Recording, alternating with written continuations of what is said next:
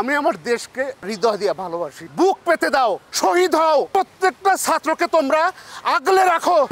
বাংলাদেশের ইতিহাস যেভাবে কলঙ্কিত হয়েছে বিগত সরকারগুলো এবং সেই সরকারের রোষানলে আমার জীবনের যে একটা কঠিন অধ্যায়, আসলে আমার বুকটা ঝাঁঝরা হয়ে গেছে। এখন যত বড় আঘাতই আসুক, সত্যিকার অর্থে আমি সেটাকে মেনে নিই।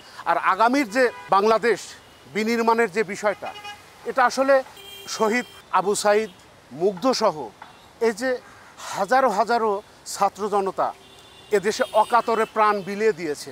আপনি কি একটাবার খেয়াল করেছেন যে ছাত্র জনতার আন্দোলনে ছাত্ররা কয়জন ছিল? 500, 1000, কিন্তু ব্যাকআপে জনতা ছিল লাখো লাখো, হাজার হাজার। এটা কার কারণে? এদেশে প্রত্যেকে মাঠে নেমেছিল কার কারণে? দেশ নায়ক তারেক রহমান, তিনি একমাত্র আমাদের নির্দেশ দিয়েছিলেন, বুক পেতে দাও, শহীদ হও, প্রত্যেকটা ছাত্রকে তোমরা আগলে রাখো। একটা ছাত্রের প্রাণ যাওয়ার পূর্বে আমার জাতীয়তাবাদী দলের নেতাকর্মী মৃত্যুবরণ করবে, তবুও এদেশে ফ্যাসিস্ট সরকারের পতন হোক। আমি কিন্তু দেশ নায়ক তারেক রহমানের সেই নির্দেশকে অক্ষরে অক্ষরে পালন করেছি। দেশ যেহেতু স্বাধীন করেছি, দেশনায়ক তারেক রহমানের নির্দেশে আন্দোলনের শরীক ছিলাম।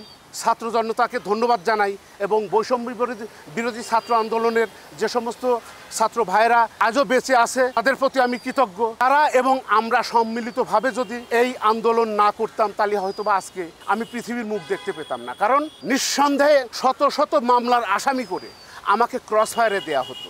আজ আমি আপনার সামনে দাঁড়াতে পারতাম না।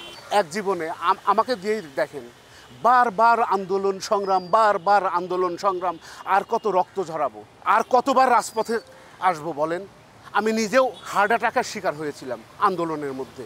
আমার নিজেরও হাই প্রেশারে আমি মৃত্যু পথযাত্রী। তারপরেও মনে করেন যে তখন ওই মিছিলের মধ্যে আমাকে মাথায় পানি ঢালে, ওই অবস্থায় আমি কিন্তু বাসায় ফিরে যাইনি। আজকের যে উপদেষ্টা মণ্ডলী, উপদেষ্টা পরিষদ বা পৃথিবী খ্যাত নন্দিত তারকা, আল্লাহ পাক সবাইকেই আকাশের মহানক্ষত্র বানায় না, যেটা আমরা পেয়েছি ডক্টর মোহাম্মদ ইউনূস সাহেবের কাছে। ওনার মতো একজন প্রবীণ মানুষ যিনি বাংলাদেশের বর্তমান সময়ে হাল ধরেছেন, আমার দৃঢ় বিশ্বাস খুব শর্ট টাইমের মধ্যে বাংলাদেশের সকল জায়গার দুর্নীতি এবং অনিয়ম রোধ করে তিনি অবশ্যই নির্বাচনের ব্যবস্থা করবেন, যে নির্বাচনে গণতান্ত্রিক সরকার আসবে।